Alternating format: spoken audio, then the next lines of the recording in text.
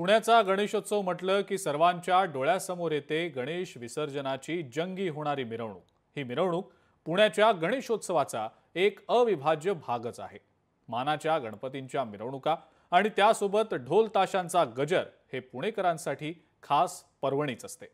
मिरवणुकीच्या मार्गावरनं, विसर्जनाच्या वेळेवरनं तसंच मानाच्या गणपतींच्या मिरवणुकीच्या क्रमावरनं अनेकदा वाद होतात, त्या संदर्भात चर्चा देखील होतात।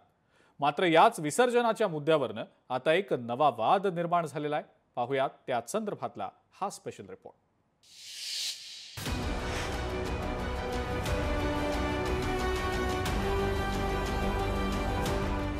गणेशोत्सवाच्या विसर्जन मिरवणुकीत प्रशासनाकडून केवळ मानाच्या 5 आणि महत्त्वाच्या 3 गणेश मंडळांना झुकतं माप दिलं जात असल्याचा आरोप करण्यात आलाय।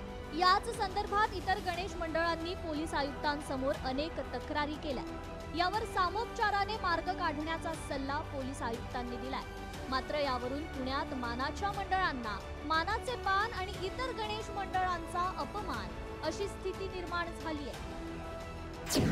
गणेशोत्सव मिरवणुकीचा अर्धा वेळ मानाचे 5 गणपती घेतात। अर्ध्या वेळात 1,500 ते 2,000 मंडळांना विसर्जनासाठी पोलिसांचा दबाव।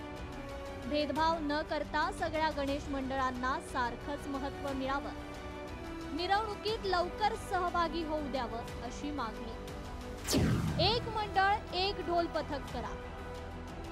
इतर रस्त्यांवरून मार्गस्थ होण्यासाठी मंडळांना मिरवणुकीची परवानगी द्या। बेलबाग चौक ते नानापेठ रस्ता गणेशोत्सवादरम्यान सुरू करा। मिरवणूक वेळेत संपवण्यासाठी गणेश मंडळ आग्रही। मानाच्या 5 गणपतींची मिरवणूक दुपारी 12 पर्यंत मार्गस्थ करावी। आम्ही 100% सकाळी 7 ते 11 वाजेमध्ये आम्ही निघणार। 11 वाजेनंतर इतर गणपती मानाच्या गणपतींनी यावं आणि असं काही नाहीये।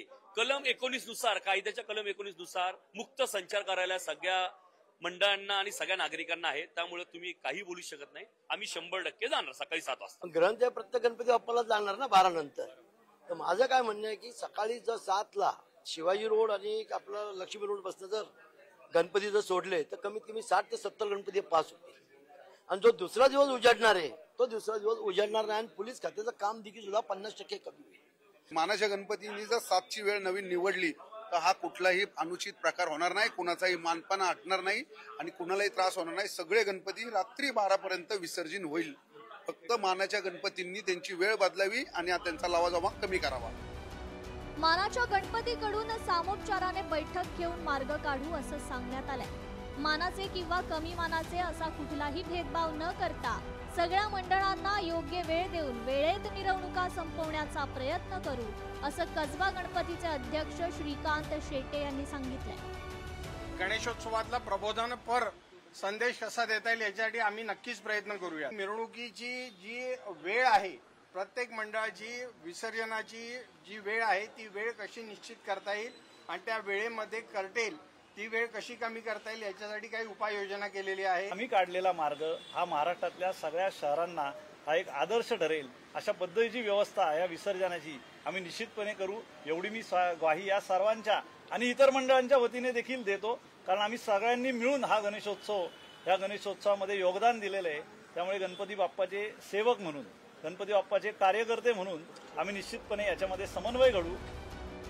गणेश मंडळांनीच निर्णय घेऊन मार्ग काढावा, त्याला पोलीस प्रशासन सर्व सहकार्य करेल असं पोलीस आयुक्तांनी गणेश मंडळांना सांगितलंय।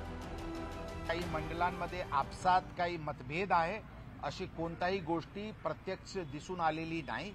काही अपेक्षा नक्कीच एकमेकांवर आहे आणि मला विश्वास आहे की ते सगळे गोष्टीवर आम सहमतीमध्ये निर्णय होईल। पोलीस प्रशासन त्यामध्ये आवश्यक मार्ग घेतलेली आहे जेणेकरून दोन्हीमध्ये हे होतील। काही अडचणची गोष्ट नाही। जे काही इंडिव्हिज्युअल इश्यूज आहे त्याचे निराकरण होईल। गणेश मंडळांमध्ये मानाचे, महत्त्वाचे आणि इतर गणेश मंडळ असा भेदभाव न करता वेळेत मिरवणुका संपवण्याचं आव्हान सगळ्या गणेश मंडळांसमोर असणार आहे। त्यामुळे पुण्यातील यंदाच्या वर्षीचा हा वैभवशाली विसर्जन मिरवणूक सोहळा कसा पार पडतो याकडे सर्वांचं लक्ष असेल। अमोल धर्माधिकारी, लोकशाही मराठी, पुणे।